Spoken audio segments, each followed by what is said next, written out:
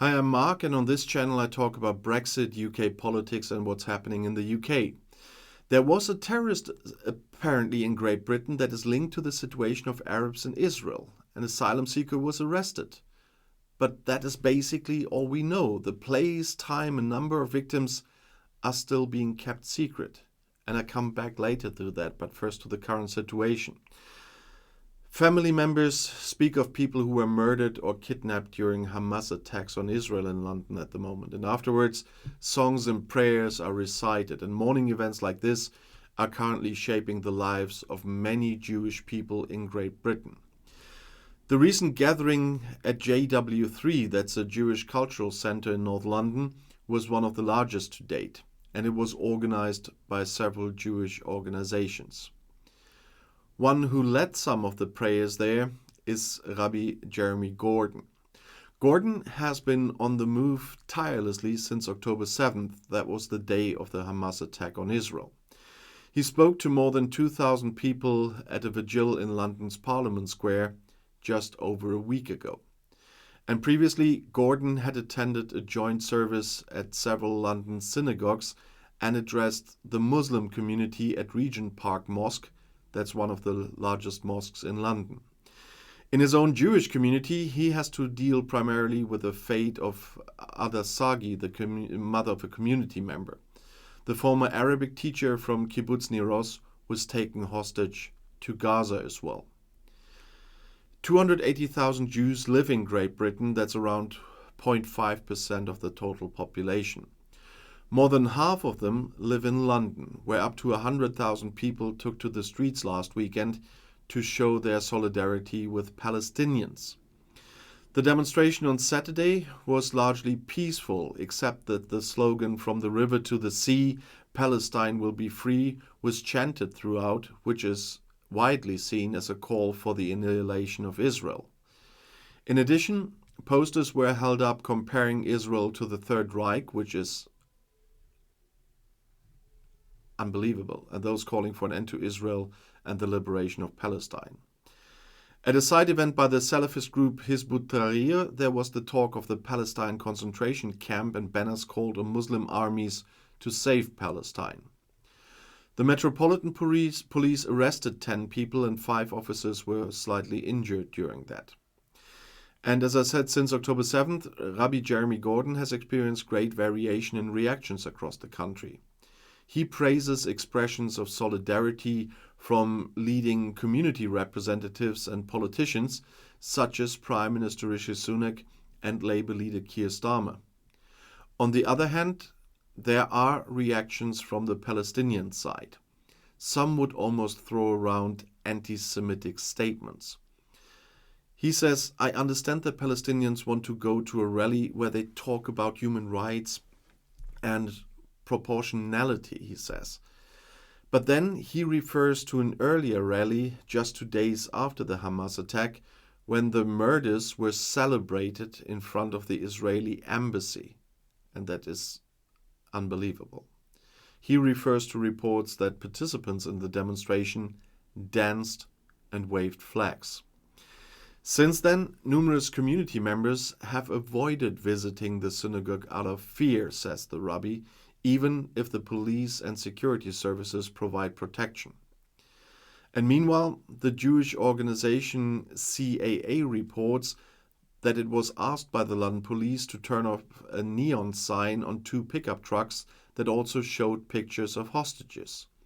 The cars were said to be near a pro-Palestinian vigil. According to CAA Director Gideon Faulty, the reason for the instruction was to protect drivers from possible attacks, but the organization feels discriminated against. For the 2 Jewish BBC journalists, the limit has already been full as well. They condemned the broadcaster's refusal to classify Hamas as a terrorist organization in its reporting and resigned.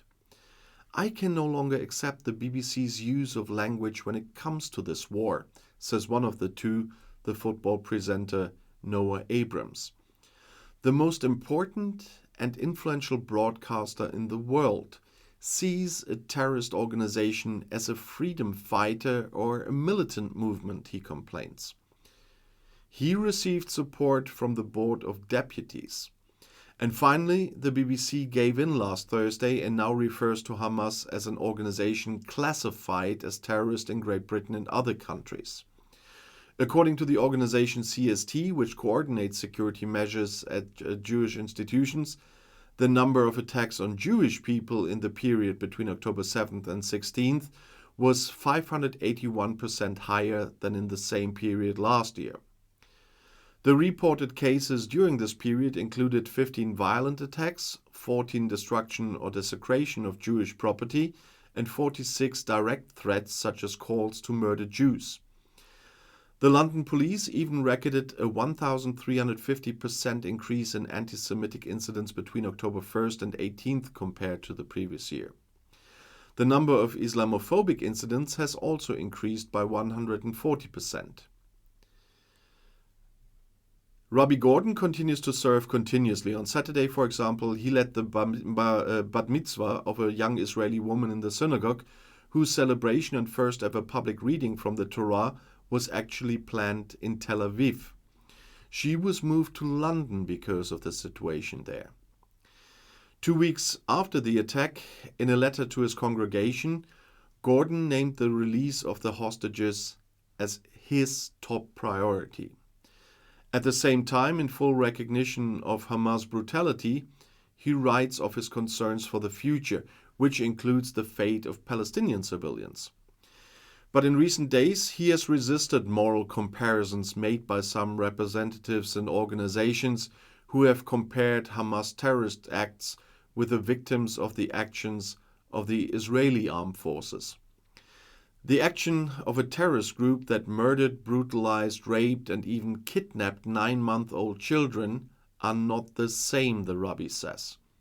He then quotes Israel's former Prime Minister Golda Meir. If the Arabs lay down their arms, peace will reign. If we lay down our arms, we will no longer exist. And talking about arms, a terrorist attack has apparently occurred in the United Kingdom, about which little is known, not even the exact location, let alone the number of victims or whether there were any fatalities. That was reported here in Germany recently.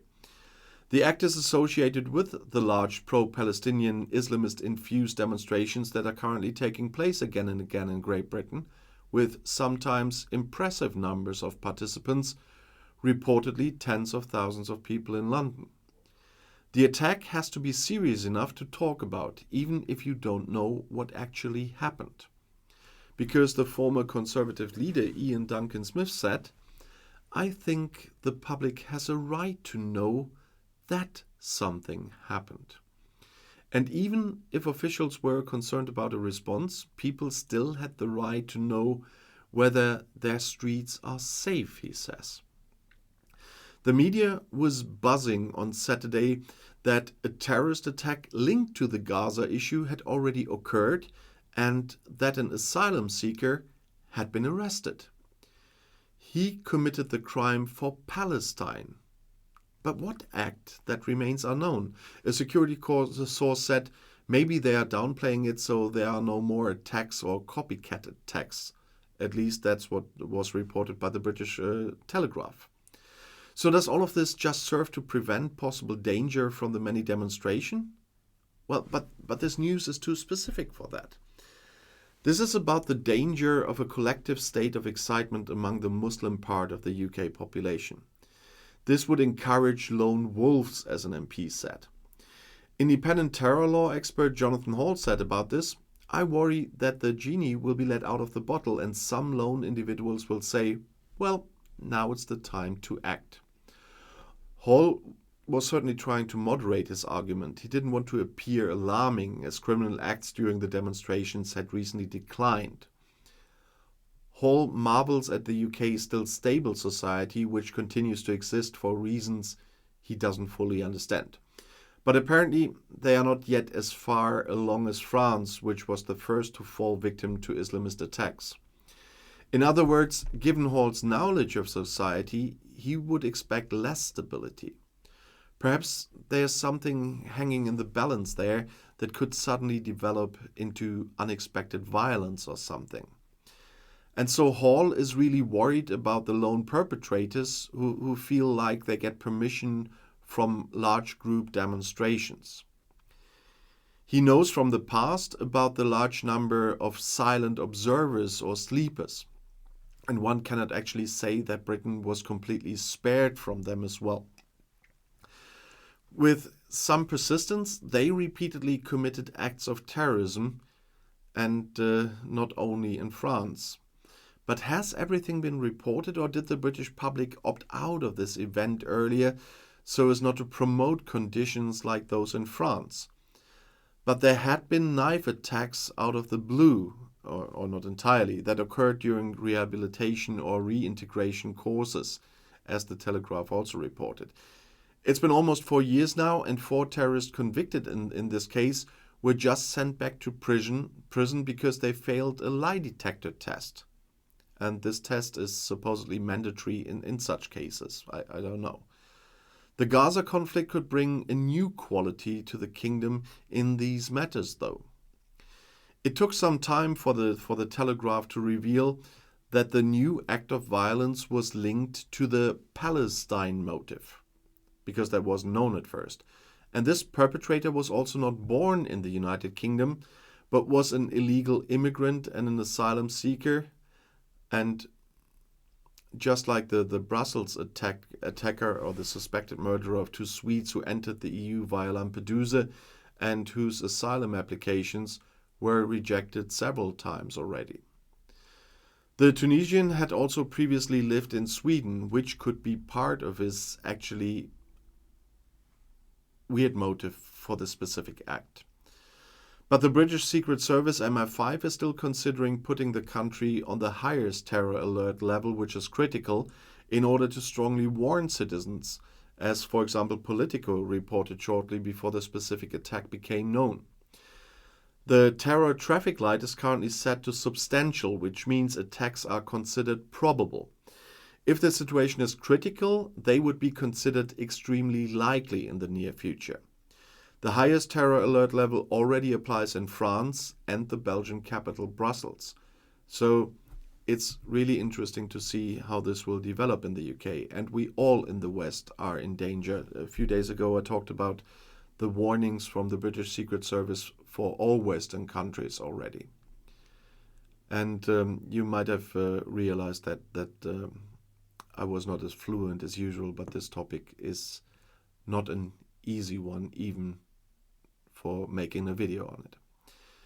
And if you want to see another video with a different, very different topic, the next video is right here in the end screen. I'll see you there. I'll be back.